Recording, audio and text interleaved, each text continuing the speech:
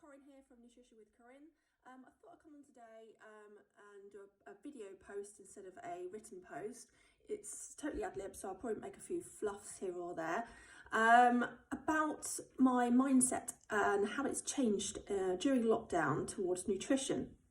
As most of you know, obviously, that those that follow me on Instagram and stuff like that on the stories, I am a massive tracker. I have been a tracker using MyFitnessPal and planning my food for donkey's years, probably for about 8 or so years now, probably since I actually became a PT. And I have been a massive advocate for tracking. It has helped me, it has helped a number of clients, loads of clients to lose weight or maintain weight and get to their goals, and it has helped me get to my goals too.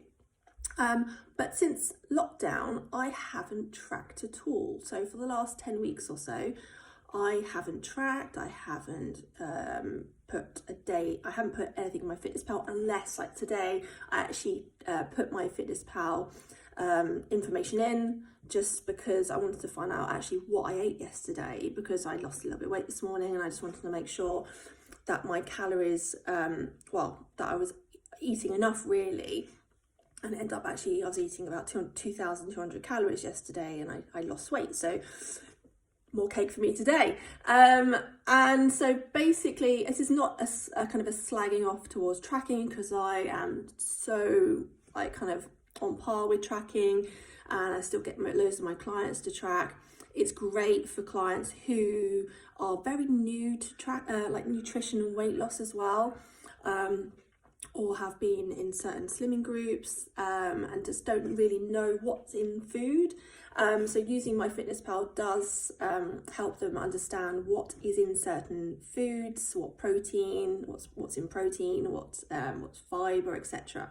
So it's really, really great for kind of people that want to learn a bit more about what's in certain foods. And obviously, if you've got like a time restraint, say like for example, I was going to get married this year, and I was going to be losing some weight, and I was going to be tracking doing that because I had a set period of time. So if you've got a short time frame, then yeah, tracking is really useful for that. But I decided just to kind of cut the tracking out and actually just go with kind of something called intuitive eating.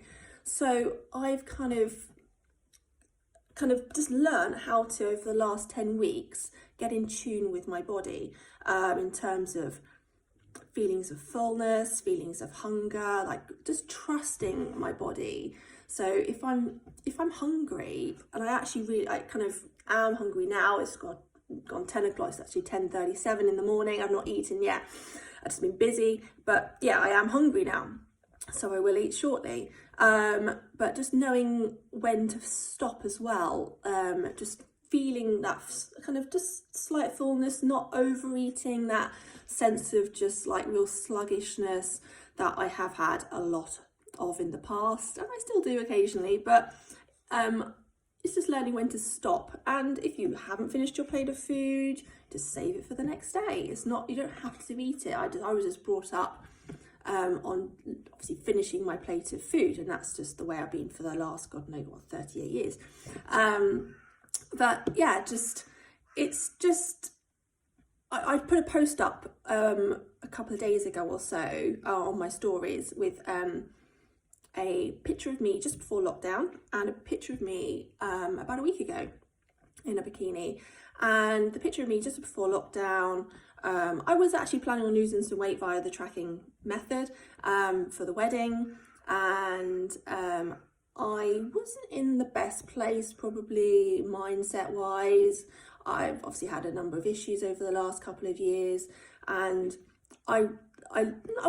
don't look fat by any means. I literally just look a little bit podged, a little bit bloated and stuff. And then I put a post, obviously a picture up of myself about a week ago, and I compared the two, and I hadn't actually thought about comparing them. I took a picture of myself and I thought, I wonder what I look like in comparison to just before. It was a bit before lockdown, end of February. And the difference, the change in my body composition has been quite dramatic, not massively, but for me it has been quite dramatic. But the thing is, my weight loss was only about 2 pounds as well. So for me, I actually looked like I'd lost a bit more weight than just the 2 pounds. So this is where I'm going at, is with my clients, I always get them to monitor their progress via photos and measurements as well, because I could have been maybe slightly stressed or something, increased cortisol levels, increases water retention. So maybe my cortisol levels were slightly increased, hence why I only lost about a couple of pounds, about 1 kilo. When I put this post up, I did a poll as well, asking, kind of just gauging people's opinions on what weight they thought I'd lost by looking at the pictures. And it just goes to show that approximately just under 50% of the people that answered the poll put that I'd lost between 4 and half a stone when it's only 2 pounds. And actually quite a few people put 6 to 7 pounds. And yeah, it just does definitely go to show that if you are trying to lose weight, do take some measurements, do take your photos, etc., and use them as a guide as well. Back to the intuitive eating side of things. So obviously I've never been overly overweight or anything. I went for a chubby phase when I was about 13, 14, in those early years of secondary school, when I would get up in the morning, I would have, maybe not even hungry, have a big bowl of Cocoa Pops or whatever was available at home, go into school. Before school started, I would get a big sausage roll. Luckily I was active, so I didn't put on too much weight, but I was definitely getting there. And then break time, I would have canteen stuff like a cheeseburger. Lunchtime again would be something like cheeseburger and chips. Get home, a piece of cake. Dinner, then probably down the shops, chocolate, or even to the fish and chip shop, get some chips. So yeah, my diet wasn't the best. So yeah, just obviously I have been through a lot of dieting myself over the years. Back in my mid-teens, late teens, probably 16, I'd say.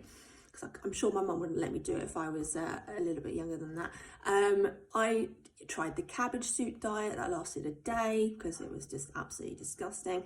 And I spent a lot of time actually on the Special K diet. I say a lot of time, I kind of delved in and out of it for a couple of years. I'd do a Special K bit and then kind of veer off, come back to it. But little did I know that filling your bowl full of Special K twice a day was kind of defeating the object of actually losing weight. And you know, obviously those that do follow me on Instagram, you know that I'm a massive cereal lover. I do have a lot of cereal. I have cereal every day. It's my thing. I love cereal, and I just include it. I don't exclude it. That's the thing with intuitive eating, is not excluding certain food groups or just typical foods. Just enjoying the food, learning to like really enjoy the food that you're eating. Well, what's the point in eating food that you're not enjoying? Like, I don't get it. Just if you're not enjoying something that you're eating currently, stop eating it.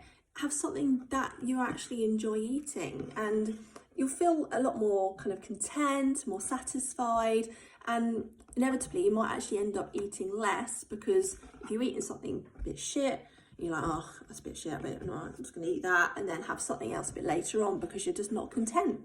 So yeah, just wanted to come on today just to talk a bit about like kind of where I'm at with my intuitive eating. I'm still learning about it, and I'm also, obviously, I have been doing this for a long time now, not the intuitive side, but the tracking and the nutrition and everything, and my habits over the years have developed. So I know, obviously, with the intuitive side, my habits have come into play a lot. So I will fill my plate up with predominantly salads and vegetables or things like that, just to fill me up, and obviously have protein in every meal, and just, yeah, and basically just doing what I was doing maybe when I was tracking, but I'm not actually tracking now.